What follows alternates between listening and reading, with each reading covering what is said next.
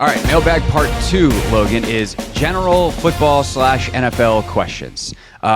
Tim Smith asks, if a separator is knowledge, why collectively bargain away being able to be with coaches more for class time? One would think that would benefit vets. And so to explain this question a little bit further, over the course of the last few decades in the NFL, the offseason has been shortened and shortened and shortened. There are very strict limits on how much players can be in the building in the offseason. It is something the players have asked for and gotten. Now, there's a lot of complications with that. I'm not going to overset up this question, Logan. I'm merely going to toss it to you for an answer, and then we can get into the weeds. Yeah, so I was actually here, I was playing in the NFL when they did this, when they made this decision, which was 2011 with the new CBA, and I remember everyone kind of came in and presented it as like, oh, this is going to be, kind of by everyone, I mean the NFLPA and then our kind of senior leadership of like the players union. At the time it was like Drew Brees and Jeff Saturday, they were really excited about limiting our exposure in the offseason, which I do think there is value to, right? Because like before, like in 2010, if you were in the building working out, a coach could come grab you, hypothetically, from the weight room and be like, hey man, let's go do some tackling on the dummy outside. Go put your helmet and pads on. Like whenever they wanted, you know what I mean? And like, again, that, in terms of knowledge is power. Like, again, it's great to work on techniques. It's great to work on football specific stuff, but also like, I don't want to be beating the crap out of myself if unnecessarily, like right when the season's over, I'd like to kind of get some decompress time. And I want to use the facility as I want to use the facility for a period of time just to kind of get away. So I do think like there were people that were definitely abusing that ability to access players, coaches I'm talking about now. And so the senior leadership, these veteran guys were like, well, we want to be in the building less for the offseason. And I remember thinking this at the time, because this was I was going into my second year, and I remember talking to my agent about it. And he, in his great foresight, was like, this is going to really hurt young players. And I don't think it's not a coincidence that the older players, motivated by wanting to spend time with family, wanting to get away from the building, they know the offense, they know the defense, they know what they need to know. Like their mental development in the offseason is very limited, and they know exactly what they need to do. Like look at Tom Brady, look at Peyton Manning, look at Drew Brees. Like their offseason process is super locked in, super dialed in. They can have open communication with the coaches, whatever they need to do, because they're veterans, right? The people that it hurts the most are guys like that were in my position, undrafted free agents, guys that are kind of trying to get in that, 53 to 40 man of the roster spot there, just kind of fill out the bottom half of the roster. Because those are the things that are really important in terms of developing your knowledge. You want to be around the offense. You want to be around the coaches. You want to be around the techniques as much as possible. And I think this is one of the reasons why, and we've talked about this on the show before, you've seen a decrease or kind of a decline in technical offensive line play, is because you've lost the ability to communicate and develop these techniques with these offensive players. And so I don't think it's a coincidence that, like it's becoming harder for younger guys to get in the league who are undrafted. And there's a million other reasons for that. Like the abridged offseason has changed how they handle UDFAs, the NFL teams I've been on, right? It used to be like, hey, here's 10 UDFAs, right? And every team would do that. And now it's like, here's 1, here's 2 of guys that we really have targeted and feel good about, because those other guys, there's no way they're going to make the team. So I think like, while because of how the NFLPA did that initial deal in 2011, it benefits older veteran players because they don't want to be in the building, but I'd say it hurts like 80% of the roster of guys who need technical and tactical development. So like that's kind of my thought on it, because I think the question is perfect. It's like, if you could get guys in the building year round, yeah, they'd know the offense really well and they'd be really smart. But the guys that helped negotiate that portion of the deal felt that wasn't important. And to be fair, it was not important to them because of who they are. And that's the stickler here is, you know who's not in the room at the senior levels of leadership of the NFLPA? Young undrafted free agents. Logan Paulson it's the same reason, in there, yeah. It's the same reason there's a rookie salary scale, because you want to know who's not negotiating the CBA? Rookies, guys that are in college right now. Because when they did that for the first time, I think Cam Newton was the first guy who had a rookie scaled contract as the number 1 overall pick. If Cam, while he was at Auburn, had been able to be in the room, he would have been like, hell no, I don't want this. Yeah. Like last year, I mean, Matt Stafford 2 years prior signed like some ridiculously massive deal with the number 1 pick with the Lions, one of the higher paid quarterbacks in the league. Yeah. Cam comes in and he's got the rookie salary scale. Like, I think why? I Because remember it was Sam Bradford made $65 million, then Cam made 21. yeah. It's like, just to give you an idea of like how drastically that switched in an offseason. Right. And so, Cam wasn't in the room to fight for himself, and nobody was going to fight on his behalf because ultimately the vets were like, oh, sweet, this is more money for us. And which is funny because it doesn't always actually play out that way. Correct, What actually wound up happening is it backfired, and now teams are like, well, we want rookie salary scale guys, as many as we possibly can, and then we'll just pay the if you're like you superstar, we'll pay you a boatload of money, and we'll try to fill out the roster with the cheapest guys possible. And the NFL's middle class got slashed / older vets that had really important roles on rosters in terms of winning football games. It's like, we'd rather take a flyer on a young guy who's cheaper anyway. So good job on that.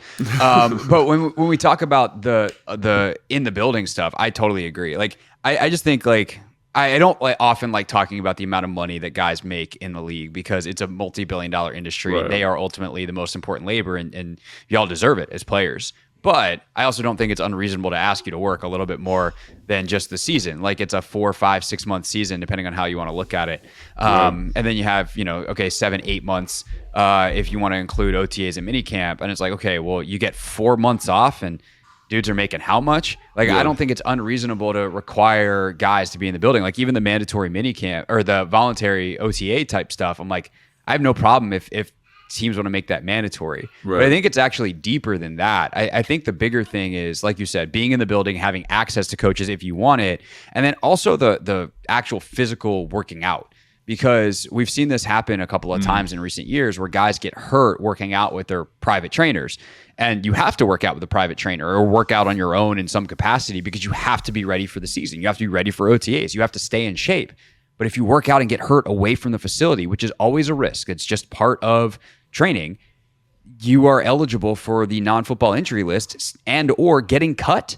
Yeah. And if you were working out at the facility, you'd be you're now hurt on the team's time and you go on IR and you still get your money. So there is a practical purpose to renegotiating this in a future CBA to allow guys to be at the facility, or at least to figure out some kind of carve out on that. Like, hey, if I'm working out in the offseason and I'm under contract and I'm in a football workout, even if it's with a private trainer, like, is there some liability, that we can negotiate? Yeah, some protection. Thank you. That we can negotiate. So there's a lot more factors to this that are, maybe less boring and less sexy. But I think on the biggest picture, to the heart of Tim's question, if there was a way to say, hey, coaches can't go make you put your helmet and pads on, but there is more classroom time. There is the ability to talk in the offseason. It's not as restrictive, and guys are in the building more. I think that actually would be good for the league, and the product would ultimately get better as a result, and players would be better as a result.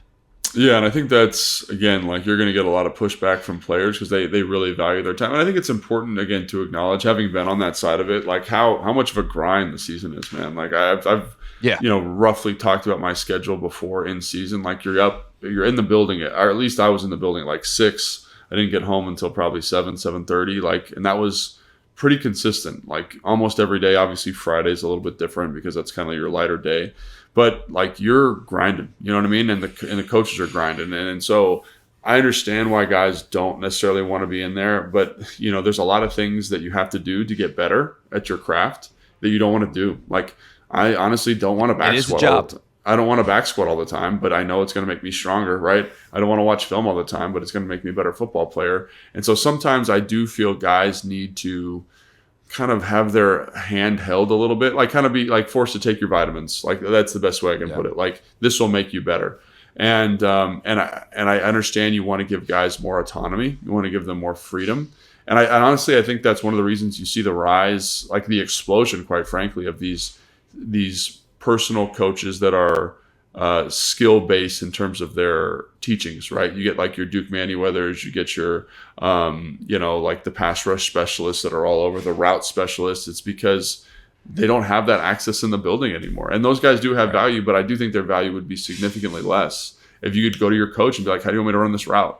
You'd be like, oh, I want you to run it like this. This is a release I want you to use. And you're like, okay, cool. I don't need to go see, and like, I do a little bit of that myself.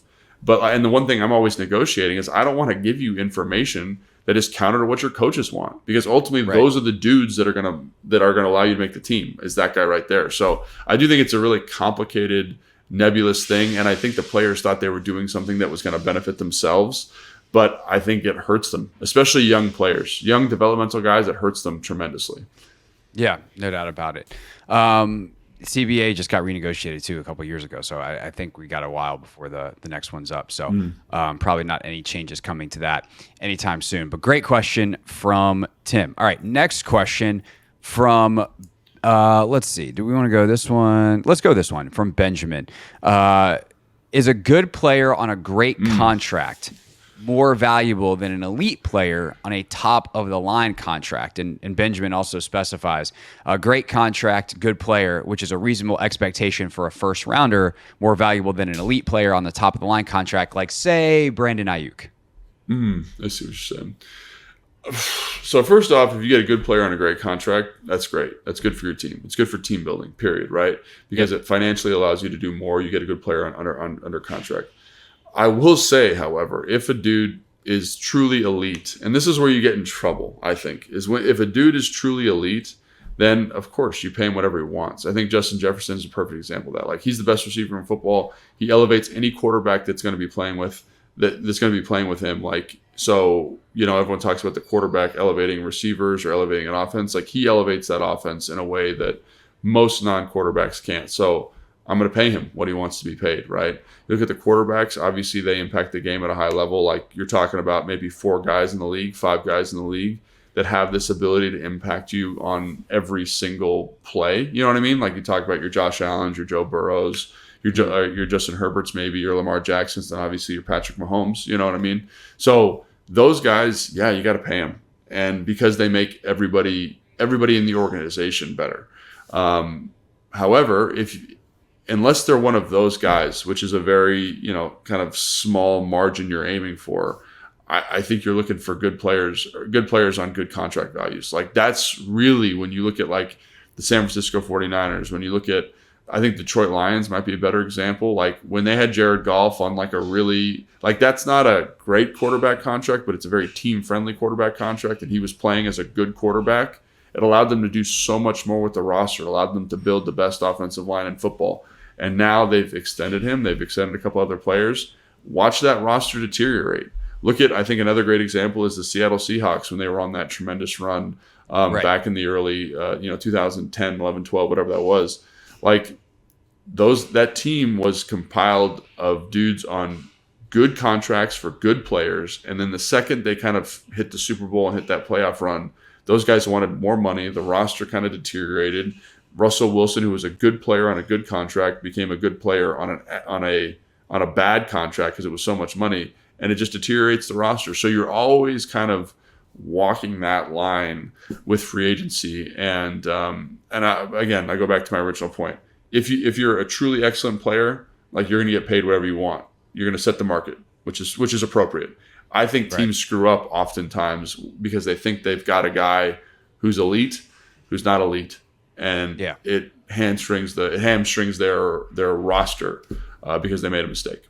No, totally. And it's really tough to look at your guy and be like, hey, man, you're really, really, really good, but you're not elite. Right. And that is not something that players want to hear because they feel like, oh, you don't believe in me. You don't believe I can take another step, whatever. But it's just like, hey, like, do you want to win or not? And that would be kind of what the GM has to find a way to say much nicer than I just did. But this is also why, to just build off that, there's nothing more valuable than a great player on a good contract. Right. AKA, you get a guy who pops early, and you have, especially at the quarterback position, a truly great player on a rookie deal. It's why the rookie quarterback timeline is so valuable. And that if Jaden Daniels, for instance, for the Commanders, can be really, really good or even great in the first 2 years of his deal, and then when you have 3 years where he is great on a rookie contract, it is the most valuable thing, maybe not just in this sport, but in all of sports anywhere, because it allows you to overpay other guys. And if you have a really, really good player that's maybe not elite but wants elite money, but you know that you have a chance to win a Super Bowl and he's going to really elevate your chances, you can pay him that. And those are the kinds of decisions you can't make once you've signed that quarterback to monster money. And so, that becomes really, really valuable. And obviously, the Seattle example is about as good as anyone you'll ever see with what they were able to do with Russell Wilson back in the day. But there's plenty of others as well that, we've seen, Cincinnati, some of the success they've had, some of the guys they've brought in when Burrow was on the rookie deal, Mahomes and what they did with that roster early with him in Kansas City. And now they've had to make some tough decisions. Tyreek Hill, L'Jarius Sneed, et cetera, because they've paid Mahomes what he's worth. Now, Pat's worth it because he's, not just the best currently, maybe he's the best ever by the time it's all said and done. But the decisions you have to make and thus your margin for error becomes a lot more difficult and a lot smaller once that quarterback especially, but also, other elite players who cost a lot of money get paid. Yeah, and I think, again, like you mentioned Jaden Daniels, and one of the things about him that I thought was really interesting is, like, even if he's above average, that quarterback value is tremendous. Yeah. Like, he doesn't even need to be good. He just needs to be above average for you to be reaping the benefits of that. I think you see that kind of as a case study with Brock Purdy in San Francisco. Like, yes. His first 2 years specifically, like, he was average to above average, like probably top maybe 17, 15 quarterback in the NFL. But elevated by the roster, elevated by the play caller, and was able to develop into somebody that is now like a good player. You know what I mean? A guy that you're like, man, he's in the conversation as a top 12 guy in the NFL, which is great. But the value of him just being average was tremendous for that roster for a long time, right? It kind of covered up some of their other quarterback issues, their mistakes they made because he was just average.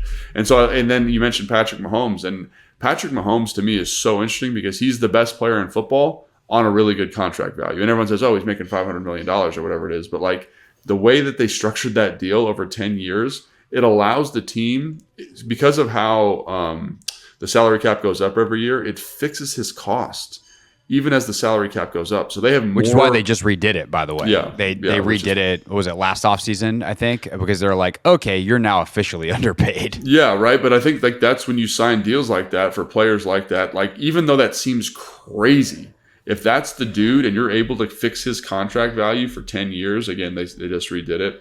Like, it does so much for your team and so much for your ability to construct a roster around him. So I think it's obviously the sweet spot there is that like good player on a good contract, right?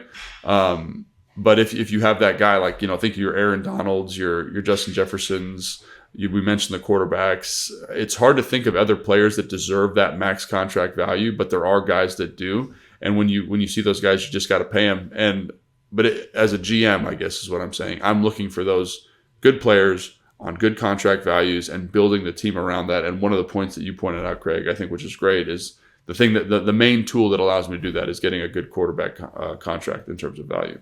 No doubt. And the best example in history is Brady, who just took pay cut after pay cut. Yeah. And they were able to, it's not like they went out and signed a bunch of stars, but they just were able to keep the team together and have really solid players all around the roster because Brady didn't cost what he should have. I had a talk with Scott Pioli when I was in Atlanta about that specifically. And he's like, I know it doesn't seem like a lot of money going from, and I think this is crazy to talk about. He's like, they were talking about, it was like $17 million a year or $15 million a year, which now for quarterback contracts is wild, right. And he was saying that one of the things that $2 million allows you to do is like re-sign a guy like Mike Vrabel, right? Because you can give him that money. And like that adds up over the course of the contract where you're able to keep around veteran leadership. You're able to keep around a developmental guy maybe that you wouldn't have been able to keep around otherwise. And you're just generally able to strengthen the quality of the roster.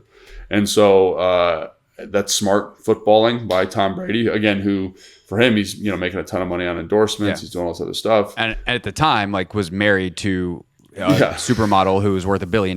Like he made hundreds of millions of dollars in his career and was the second richest in his household. Yeah. No, and so again, like it's the more you can do to kind of think about it as more like to keep like the backbone of the roster intact.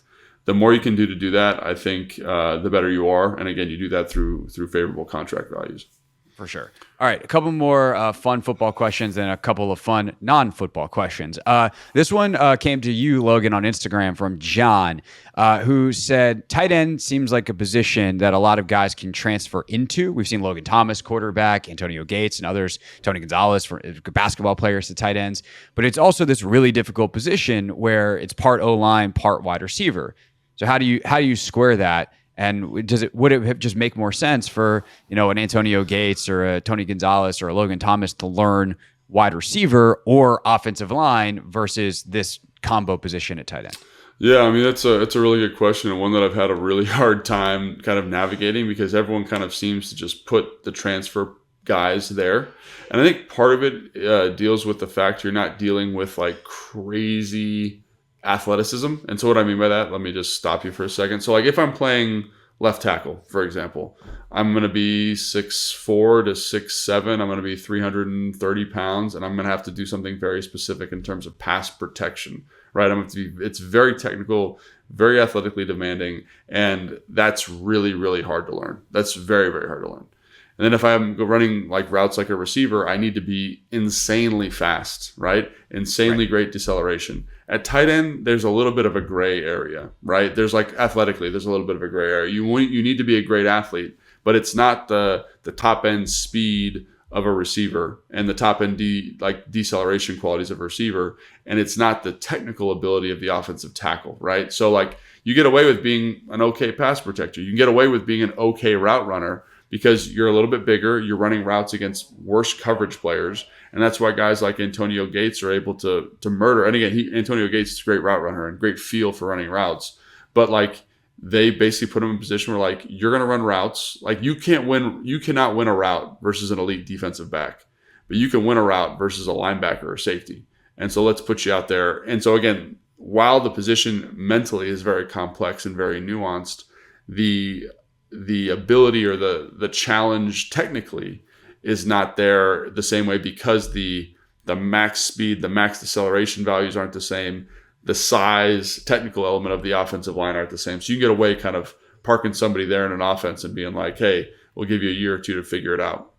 Yeah, the harsher version of it is like if you're too small to play O-line and too slow to play receiver, you just fall into tight end. Because like, oh, you're too small to play O-line, you're 6'6" and 280 pounds. Okay, well, that's a perfect size tight end. You're too slow to play receiver at 4'6", 40, which amongst any mere mortal is so fast. That's always a fun thing, Craig. Have you ever? I'm sure you've done this before. Like when someone's like, "Oh, I could run a sub 540." I'm like, "I bet you can't break 5'5", and they're like, "No, do it. Let's do it right now." And you're at you're in like the parking lot of like a bar, and you time someone, and they're running like a 6 flat. Like people don't understand how fast some of these dudes are at the sizes they are. Anyway, go ahead. It's a 5'2", which is like incredibly like that's O-line speed, is so fast.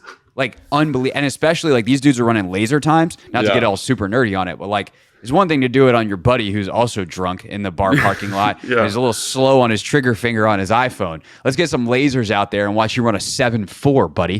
Like it just is what it is. It's really, really fast. So like, if you run a 4.6, you're probably not playing receiver in the NFL. And if you're running 4.6 because you're a little bit bigger, you're 6'5", 250 pounds. Like, well, now you're actually pretty quick and still very, very good sized tight end. So if we can teach you how to block decently enough, and you have the route running ability of like a not quite NFL caliber, but really good college level wide receiver, well, you're going to be a really, really great pass catching tight end in theory in the NFL. So it kind of falls into that way. It is incredibly mentally demanding. There is a ton, and that's why not everybody can do it. Like Tim Tebow should have been an awesome NFL tight end when he tried to convert. He wasn't. He just didn't have it. Dude tried really hard, had a lot of great athletic ability, but just it didn't work for him. So it is a real compliment to Logan Thomas, to Antonio Gates, to Tony Gonzalez. Certainly, Gates and Gonzalez are Hall of Famers, two of the 5 best guys to ever play the position. Travis Kelce was a college quarterback when he got to Cincinnati and then ultimately converted. So it is mentally demanding, but that's kind of the physical nature of it. Just lends itself to too small to play O-line, too big to play receiver, perfect tight end. And I think the other thing is like everyone hears those names and says, oh, it happens all the time. But it also happens all the time where people don't make it. I played with a guy in Atlanta. Alex Gray was trying to play tight end after playing rugby for a while. He was an excellent athlete, like really tremendous. Didn't work out for him, right? He just couldn't. It just didn't click, right? And then you look at a guy like Sammy Reyes, who has everything you want, physically.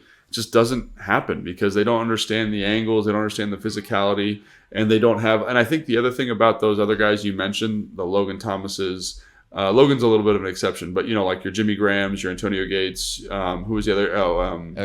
Gonzalez, right? Like they are really, really, really good receiving tight ends. So they have this card that they can lay on the table and be like, I will get open. So the technical nuanced blocking element of the position is not as important. But if you don't have that card you can lay on the table, i.e. Sammy Reyes or Alex Gray is the other guy that I was talking about, then you have to be really good at blocking, and that becomes the thing that's really, really technically challenging for a lot of these guys to figure out. So if you can run routes and get open, like we'll find a way to get you on the field. I think that's one of the reasons Logan Thomas's story is so interesting, is because he kind of did it the other way. He proved himself as a blocker with a little bit of pass game upside, and then made a career of it. But again, the thing that saved him was the pass game upside. And I think when you look at tight ends now, to be a true blocking Y in the NFL, you have to be of a special cut. And that's why you don't see these tight ends often transfer these basketball players transferring from their other sport to the position, because to do that, to block, because it is so complicated. It's like the martial art element. And so that pass game ability is something that makes it a little bit easier for those guys to stick around. It's also why we think about the greatest tight ends of all time, and some of them are conversion players, Graham, Gonzalez, Gates.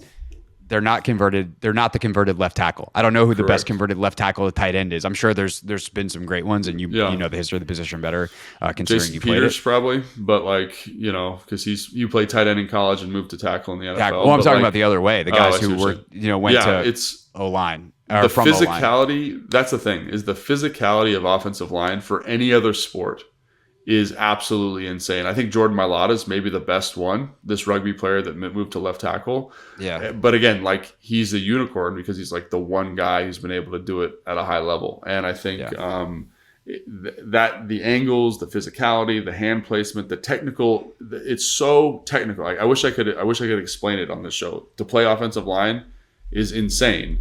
So it's just a really hard position to transfer to from a different sport. Yeah, and he's had the great mentors and maybe the best O-line coach in football, and Jeff Stoutland, who's been able to help him in Philly.